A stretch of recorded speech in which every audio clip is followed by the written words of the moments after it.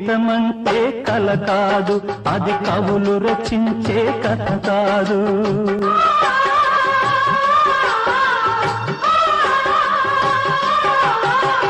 జీవితమంటే కల కాదు, అది కవులు రచించే కథ కాదు.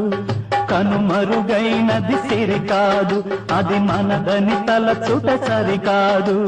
కుడి ఎడమైతే పొరపాటు లేదను నానుడి సత్యం కాదు, ఇది అందరికి అర్థం కాదు. ఓ